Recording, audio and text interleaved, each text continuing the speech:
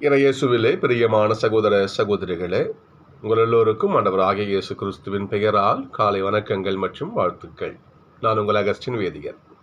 இன்று ஜனவரி மாதம் 30ஆம் தேதி 2026ஆம் ஆண்டு. ஆண்டவரின் மடியில் 5 நிமிடங்கள். ஒரு சிறு தீப்பொறிதான் காட்டையே அழிக்கிறது. ஒரு சிறு தீப்பொறிதான்.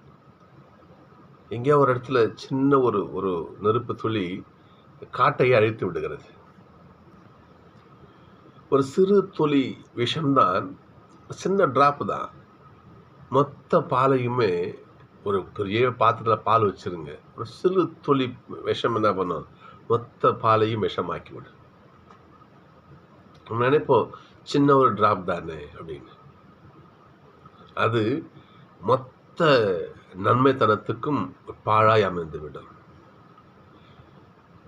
மனுஷங்களாக நம்மகிட்ட இருக்கின்ற ஒரு சிறு ஒரு மைனஸ், சிறு குறை, ஒரு சின்ன பாவம் சிறந்து பெருசுன பாவம் நம்முடைய தூய வாழ்க்கை முழுமைக்கும் ஒரு மிக பெரும் கேடாக அமைந்துவிடும்.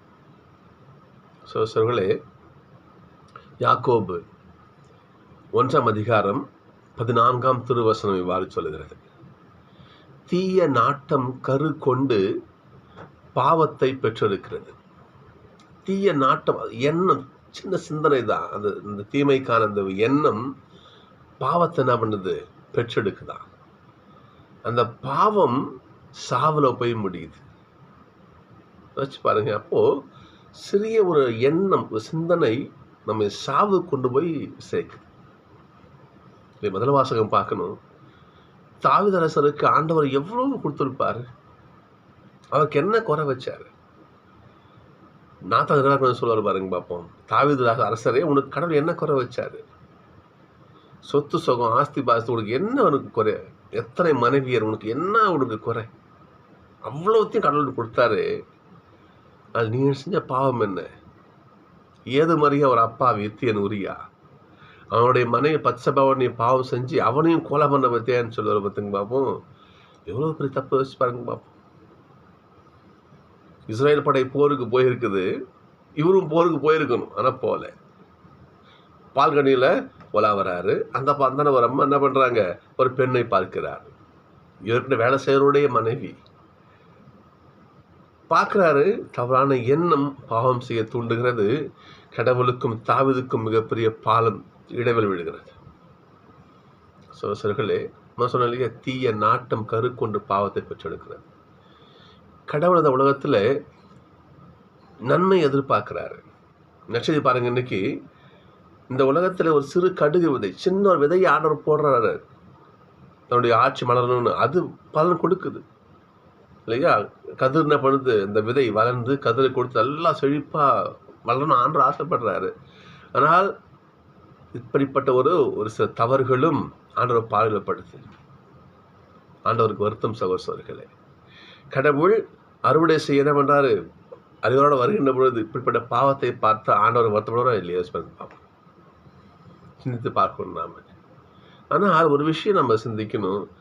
தாவீது அரசர் மனம் நொந்து அழுதார். இன்றைய திருப்பாடலாம் பாருங்க பார்ப்போம். ஏனெனில் என் குற்றத்தை நான் உணர்றேன். நீங்கள் திருப்பாடல பாருங்க பார்ப்போம். தாவீது அரசரோட பாட்டை பாருங்க பார்ப்போம். உமக்காக நான் பாவம் செஞ்சேன், என்னை மன்னிச்சிடுங்க. இந்த மன மாற்றத்தை கடவுள் எதிர்பார்க்கிறார். பாவம் மனது இயல்பு. ஆனால் அதை மனம் மாறி என்ன பண்ணணும், வெளியே வரணும். திருமுழுக்கு யோவான் தான் சொல்லுவார், நீங்கள் மனம் மாற்றுங்க, உங்களுடைய மனம் செயலில் காட்டுங்க. தப்பு செய்கிற பாவம் செய்து இயல்பு, சரி, ஓகே. அது என்ன பண்ணணும், தவறிலிருந்து மீண்டு வந்துட்டீங்கன்றதை உங்களுக்கு செயலில் காட்டுங்க. தாவீது காட்டினார் பாருங்க பார்ப்போம். மனம் வந்து அழுவார். பத்சபாவுக்கு பிறக்கின்ற குழந்தை செத்து போகும். பிறகு சாவன் பிறப்பார், அது வேற. அடுத்தது கடவுள் தண்டிப்பார். மனம் வந்து அழுவார், நோன்பு இருப்பார். தாவீது மனம் மாறுவார். சகோதரர்களே, நாம் செய்கின்ற பாவம் சின்ன எண்ணம் தான், அது பெரிய சாவல போய் முடியும். பாவம் செய்யாமல் பார்த்துக்கணும். ஒருவேளை பாவம் செய்திருந்தால் தாவீது ராஜாவை போல மனம் மாறுவோம். மனம் மாறினால் கடவுள் மன்னிக்க காத்திருக்கிறார். தவறு செய்யாமல் வாழுவோம். ஒரு வேலை செய்தால் மனம் மாற முயற்சிப்போம். நல்ல